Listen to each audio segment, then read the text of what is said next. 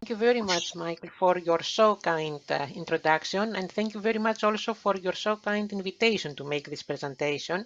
I'm Sani Dimitroulopoulou, just to pronounce my surname for you.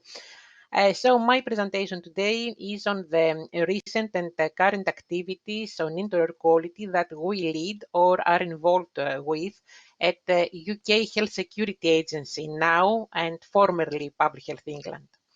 Next slide, please. So next slide, please. Yeah.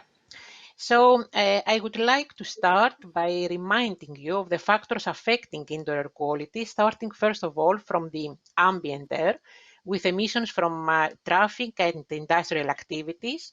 So with those, ambient air is one of the main factors, especially in the absence of indoor sources. Urban planning also plays a significant role because it defines the urban form and in that way the dispersion processes in urban areas and of course the concentrations of the pollutants on the building facades, the pollutants that eventually penetrate indoors. Now, building structures generally are designed to provide a shelter against ambient air pollution. However, there are cracks and gaps in the building envelope. So, in this case, they lead to the unintended ingress of outdoor pollutants into the buildings. So, the building design and certainly the maintenance are also crucial for providing good indoor air quality and good also environmental quality. Ventilation, as we heard from Paul, plays a central role in improving and maintaining good air quality. However, it's not the panacea in terms of interventions, because in this case, the hierarchy is to, first of all, to control the emissions of air pollutants from outdoor and ground sources, but also from building and construction materials, furnishing, consumer products, but also emissions from the activities generated from the occupants. For example, cooking, smoking, cleaning, wood burning, or drying clothes indoors. And then, at the same time, to provide adequate ventilation to maintain good indoor air quality. Next slide, please. So the reason that we care about indoor air and about good indoor air quality is because exposure to indoor air pollutants is associated with health effects. So according to NICE, NICE is the National Institute for Health and Care Excellence, and NICE was working with PHE at that time on the development of their guidelines on indoor air quality at home. So based on a systematic literature review and by interpreting the evidence, it was concluded that exposure to nitrogen dioxide, volatile organic compounds, particulate matter, polycyclic aromatic hydrocarbons, and biological agents are sometimes associated with respiratory, cardiovascular, and neurological systems. Furthermore, there is more recent work by WHO. Actually, this report was published in 2018, but the project finished just last summer. They were working on a development of a tool to assess cumulative risks from exposure to indoor air pollutants in schools. And they concluded that exposure to indoor air pollutants found in schools is associated with respiratory, nervous, and cardiovascular systems, but also with carcinogenicity and respiratory irritation. Next slide, please. So, this is the results from the HEALTHVENT Project. That was a European funded, a project funded by the European Union. And at that time, actually, this is the only estimate I have seen of the annual burden of disease. It was estimated by colleagues from Norway and Finland.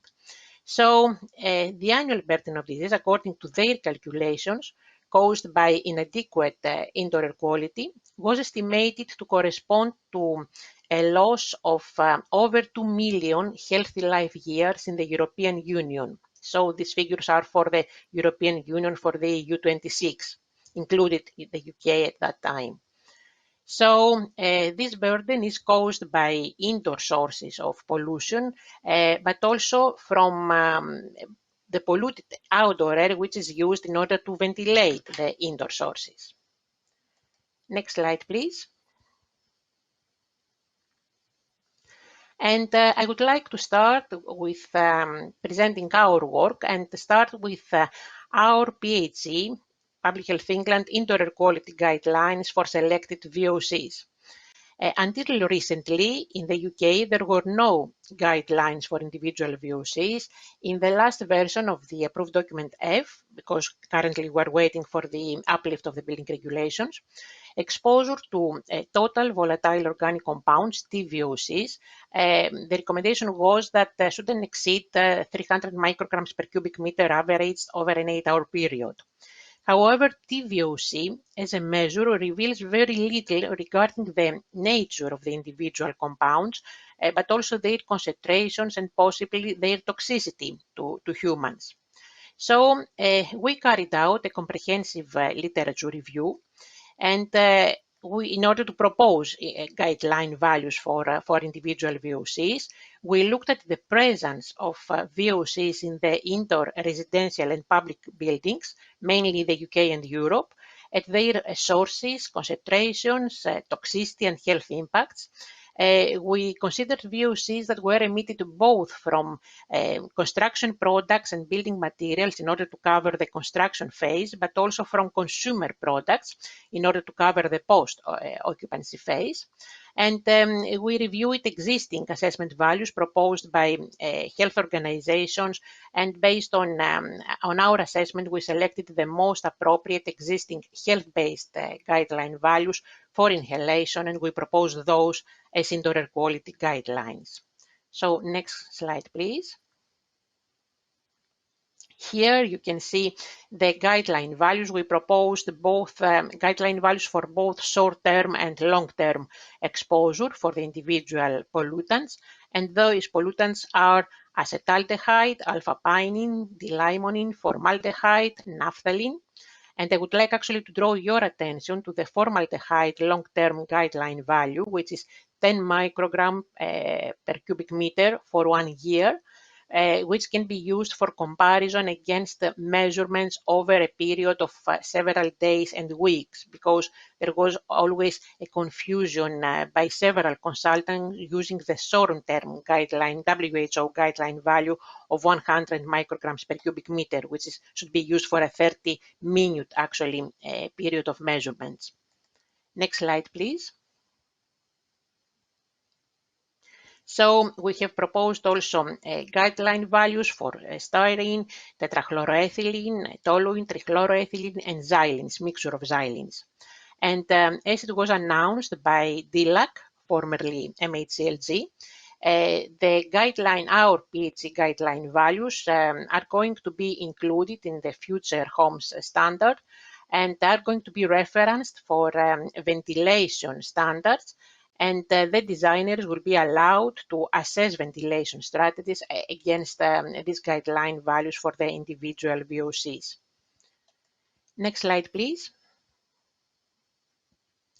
So I started with our work, but I'm going back to our collaboration with other organizations.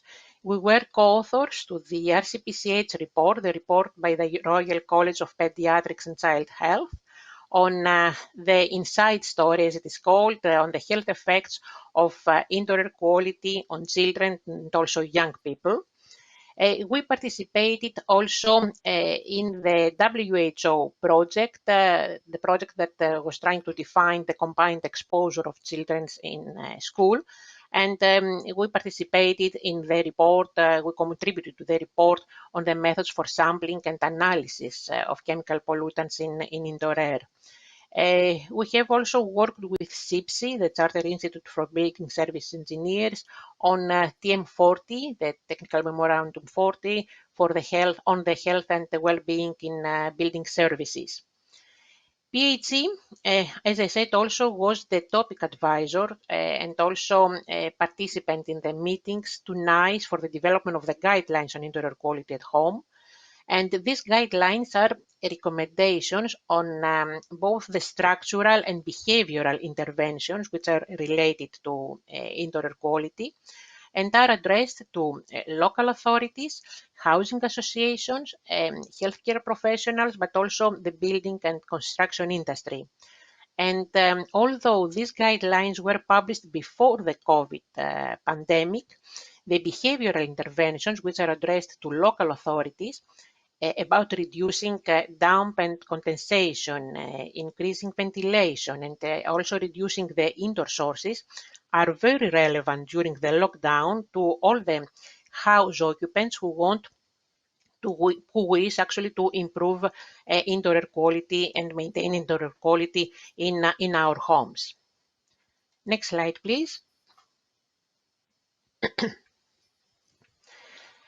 Now, apart from our contribution to the projects by other organizations, we carried out our own research, and these are some of the peer-reviewed research publications that we have here.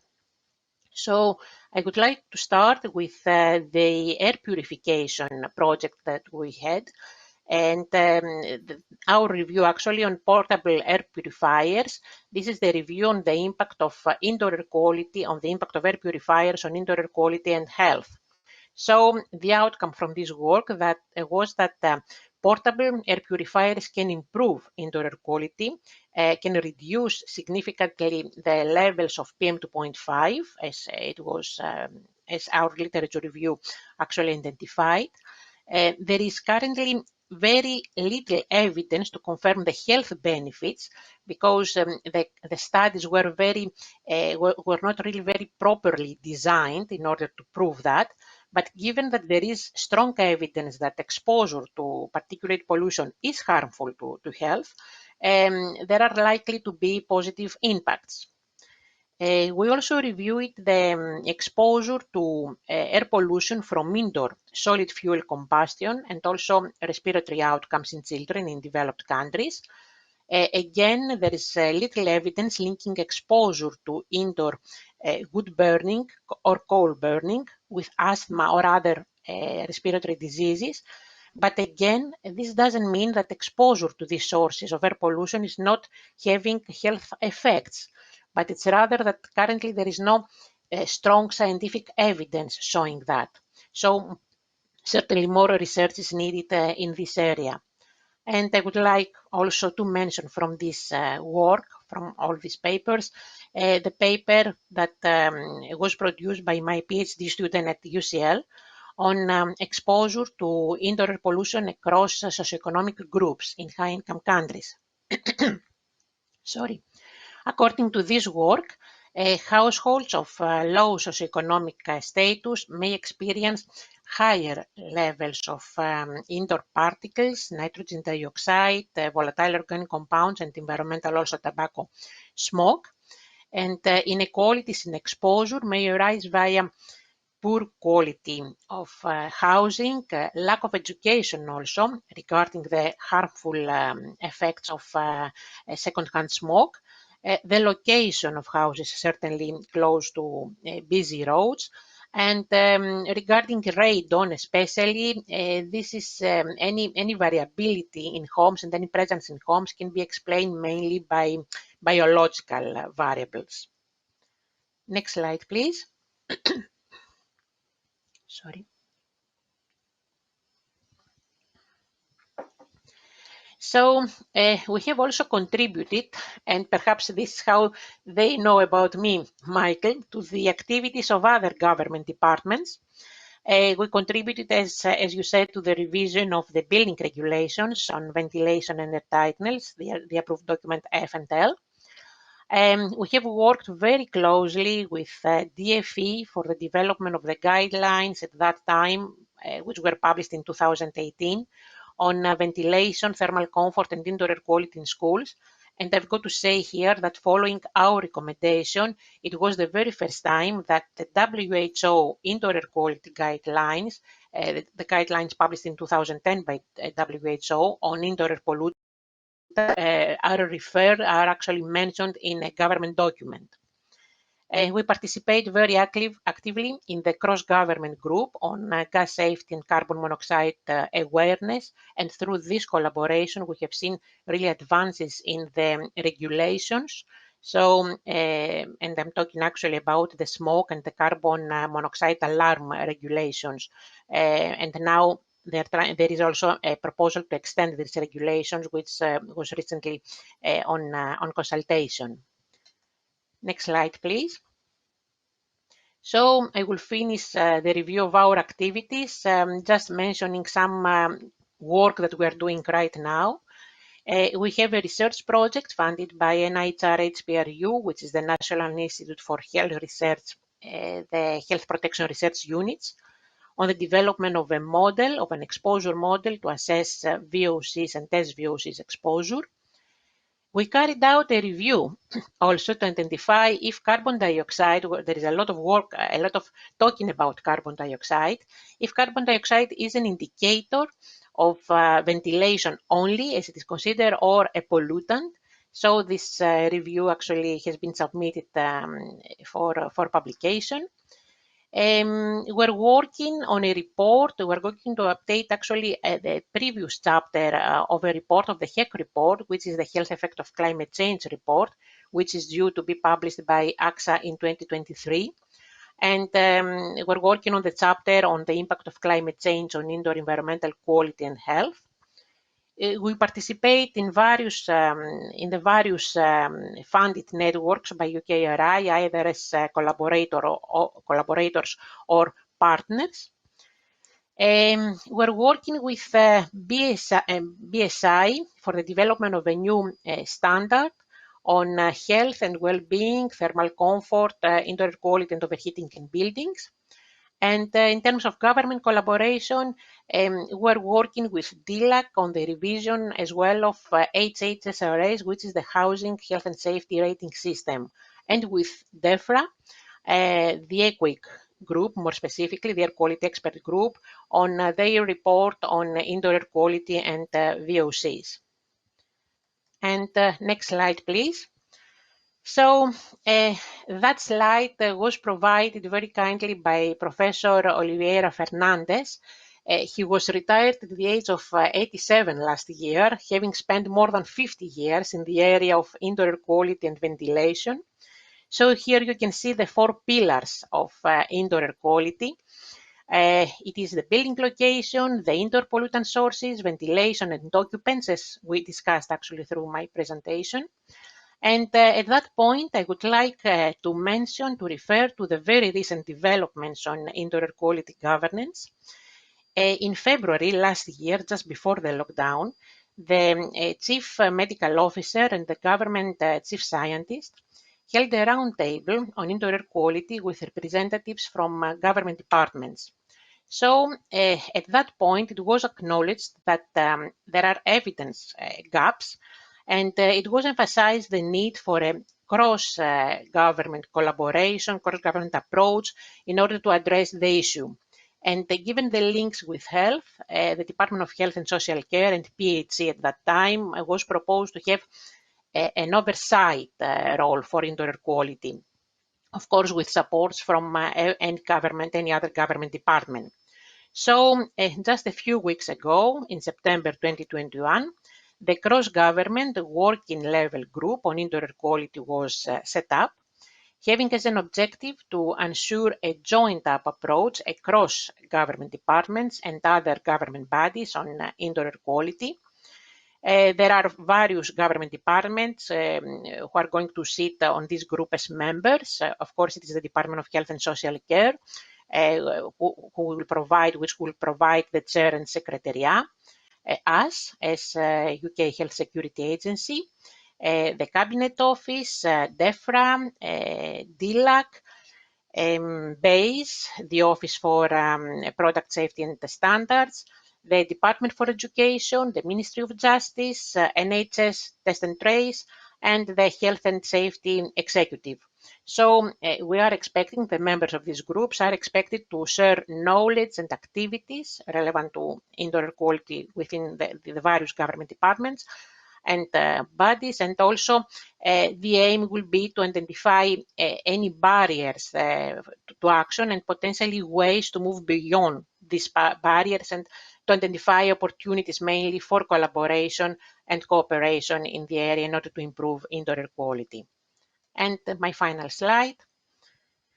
So this is the slide that I'm using in this kind of presentations, that we have an opportunity to work together with all of you, with industry, in order to reduce our exposure to indoor air pollution. Thank you very much for your attention. Thank you very much, Sani, for that very informative and widespread cross-cutting presentation. And it does throw up more questions than answers for me in terms of the complexity of the issues that we're grappling with. And I'm very encouraged and pleased to hear of the cross-cutting government work that you're working with. I find it's sometimes very challenging to get cross-government department working together on an issue. So it's really encouraging to hear that. And I do trust that any recommendations that come out of that group do feed back into the various government departments and are actioned, because sometimes Treasury calls the shots and influences what government departments actually do. So really encouraging to hear that at the tail end of your presentation just then. Very interesting to also hear about the challenges of indoor pollutants. One question I did want to pose to you is the challenges of the building control mechanisms with new builds, and how we communicate this to the construction industry.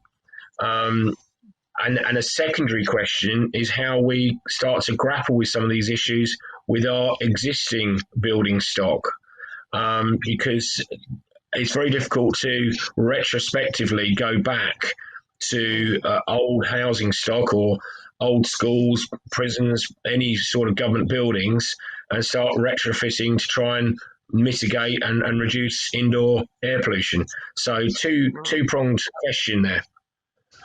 Well, I would say that both of these questions perhaps are more appropriate for DLAC, for the Department of Leveling Up Housing and Communities, because they are responsible for the building regulations, for the uplift of the building regulations. And I had the chance really to attend an internal cross-government meeting regarding this uplift before this information is communicated outside, but I'm afraid that I cannot really share about the plans. I know that there are plans, especially on the communication side,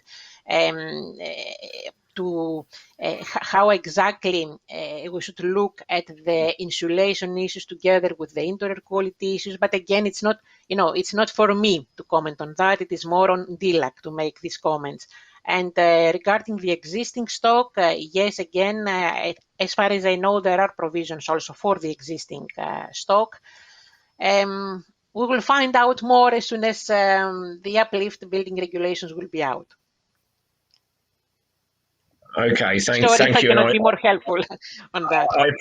I appreciate that was perhaps a loaded question, but it's one that's probably interesting for our kind of visitors to this conference. So one other question I wanted to pick up on is the social economic aspects that you mentioned in your presentation. And when we've got the government talking about levelling up as a kind of mechanism with Michael Gove, what recommendations or learnings have you gained, insights related to indoor air pollution, related to that socio-economic groups that you've been looking at and the studies that you've been doing? Yeah, I mean, as I said, and through the review of my student, she did a fantastic work to identify really and to link. It was one of the very first reviews that I have seen in this area, to link the poor quality housing and in that way the inequalities with the increased levels of indoor pollutants. So yes, there are issues over there. We know that these buildings are actually that poor housing is close to busy roads, so the outdoor air again, and the increase of the outdoor air indoors is another factors that can affect their exposure. Certainly, it is an area, as I said, actually, it is an area of work that we need to work with other government departments. We can inform. Our role as Public Health England before and now as UK Health Security Agency was really to, through our work, to inform the policy and the strategies of the government departments in order to reduce the inequalities, especially in the housing sector. Thank you. And one final question, which has actually come via the chat function, is whether businesses should take greater responsibility for these issues, and in particular, you know. Can you Sorry, hear I me? cannot hear you very well. Can you repeat, please? Can you Sorry. start again, please? Sorry about that. So one of the questions we've had come through on the chat is related to whether businesses should take greater responsibility around these issues, and whether we need greater legislation to grapple with these issues, particularly for the safety of employees or students in schools or kind of patients in hospitals, etc., and whether businesses and the employers need to take greater responsibility around these issues and their understanding, either through health and safety laws or through building regulations. I'm not sure, but the question is posed, what role does business play in this? Well, actually, this is a very good question because it is one of the questions that we set also in the cross-government group, and we will try really to identify the responsibilities because, as I presented in my slide, indoor air quality, there are many government departments and also the health safety and executive who have different responsibilities in the area. So we do need to identify who is responsible for which area of work and how we can help in order to have the appropriate, really, perhaps regulation, guidance, guidelines. I don't know in what format actually is going to be presented, but the most important really is to identify the responsibilities in the areas. And this is really the key area for us at the moment, to be sincere.